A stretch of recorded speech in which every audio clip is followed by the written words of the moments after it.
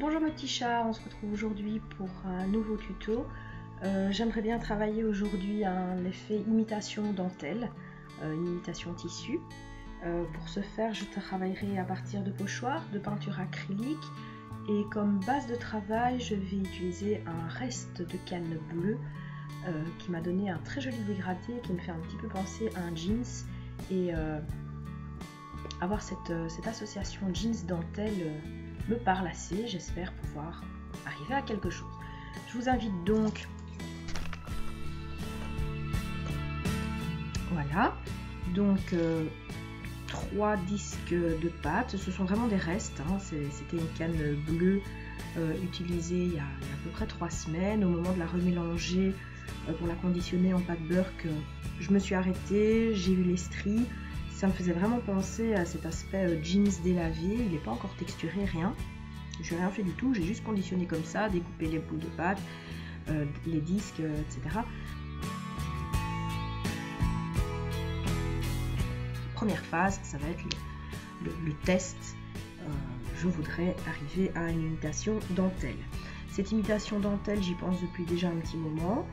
Mais bon, je n'étais jamais arrivée à trouver quoi que ce soit qui m'inspire plus que ça, jusqu'à il y a quelques jours, quand je suis allée faire un tour, dépenser mes sous au magasin de loisirs créatifs du coin.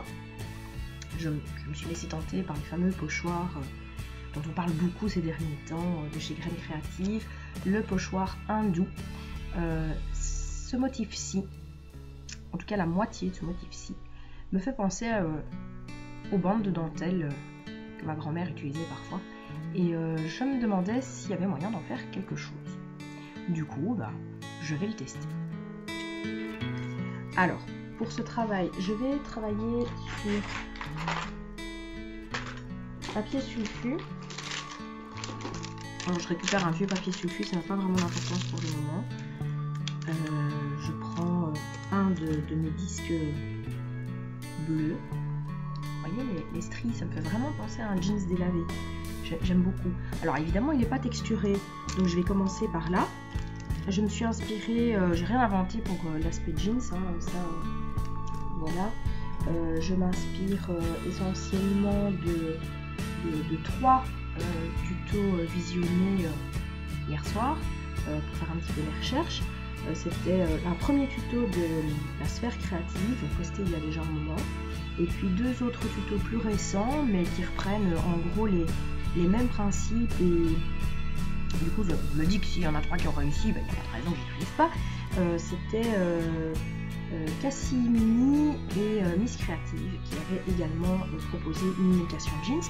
Donc évidemment, ma vidéo ici, bon, je vais vous la mettre en accéléré, mon imitation jeans. L'idée n'est pas de refaire du doublon, voire du quadruple, du coup, de ce qui est déjà disponible. Donc là, je passe vraiment en accéléré la préparation de mon aspect imitation jeans.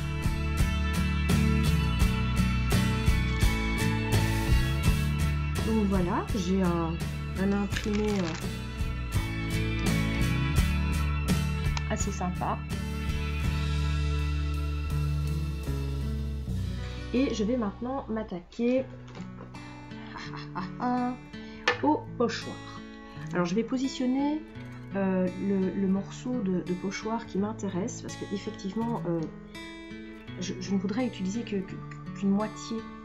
Donc voilà, je positionne. C'est pas toujours simple, hein.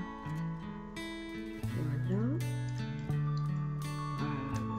Le pochoir, de nouveau, vous expliquer exactement ce que je fais avec le pochoir. Là, entre les indications qui sont données sur le mode d'emploi et tous les tutos qui ont déjà été réalisés, de nouveau,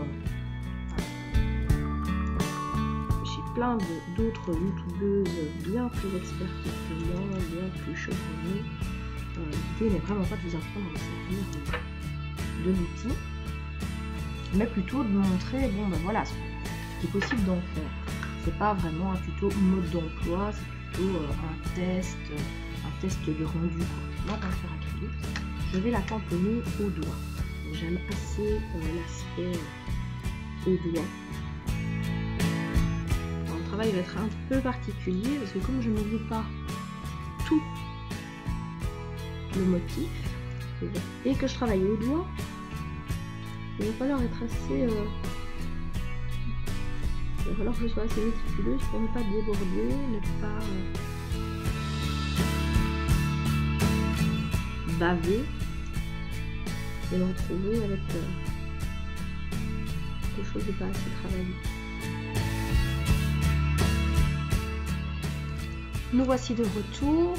La peinture acrylique a bien eu le temps de sécher. J'ai quand même fait une pause de 2 heures. Alors ce timing n'est absolument pas nécessaire. Mais bon, une vie de famille, tout ça, on est samedi. Hein.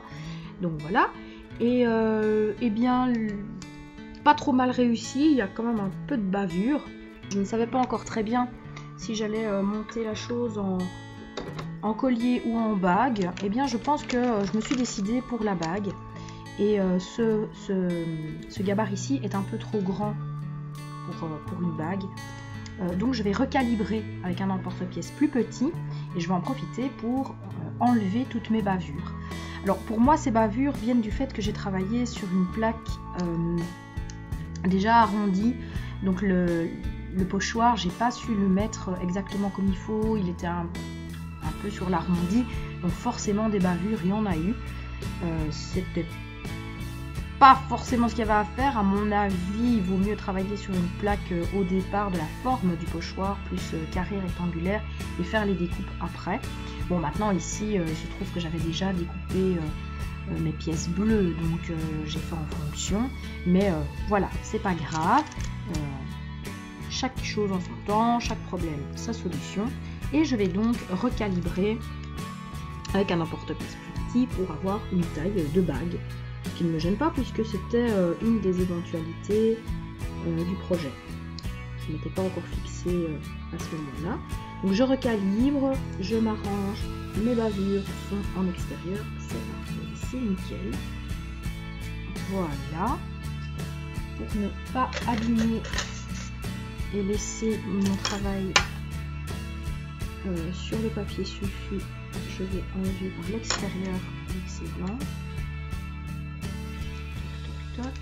Voilà, c'est fait.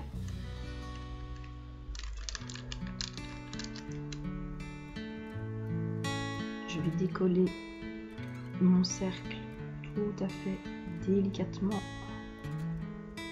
Voilà, c'est nickel. Et voilà le résultat. Je vais maintenant travailler un petit peu plus l'effet dentelle. Alors je m'explique. Ici pour le moment, je me retrouve avec donc un jeans plus ou moins texturé à l'aide d'un morceau de tissu, avec de la peinture acrylique qui me donne déjà les motifs de ma dentelle. Maintenant, une dentelle réellement est un morceau de tissu, donc elle doit être un petit peu en relief. Du coup, je vais utiliser un outil, pas trop épais, voilà, et je vais texturer ma dentelle, lui donner un peu de relief en travaillant les parties bleues des parties ajourées. Le bleu des parties ajourées. On va y aller précautionneusement. Il y a de tout petits trous. Donc on fait ça léger, il ne s'agit pas de passer à travers la pâte, mais juste bien de donner un petit relief, tout petit. C'est vraiment, je dépose quoi.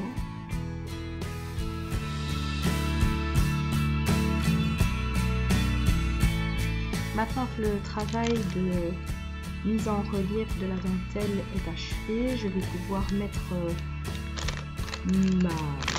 ma lentille en préparation de cuisson.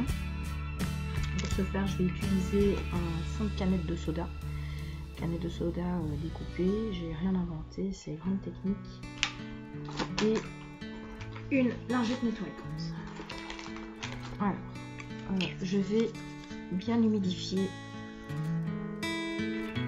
le fond de ma canette. Parce qu'il faut...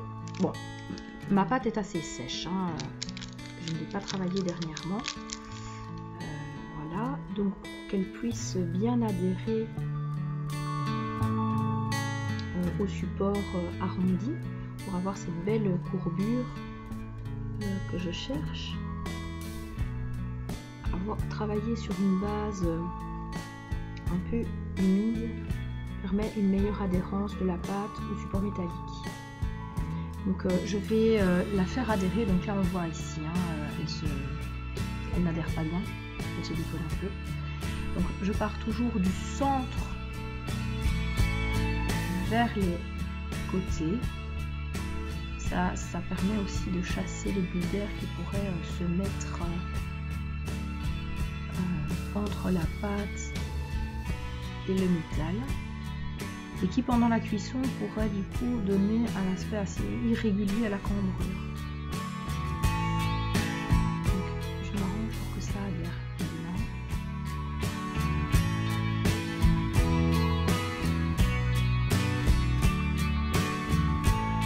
Je travaille bien l'arrondi aussi de la tranche.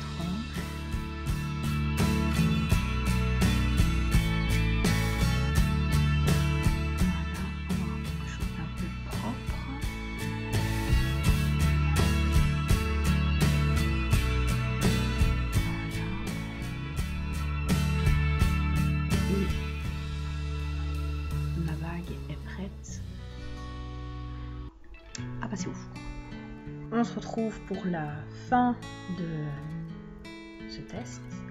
Donc quand ma lentille de base est sortie du four, je l'ai laissé refroidir et j'ai terminé le travail de texture du côté jeans. J'ai patiné à l'acrylique blanche, suivant les tutos que j'ai déjà mentionnés en début de vidéo.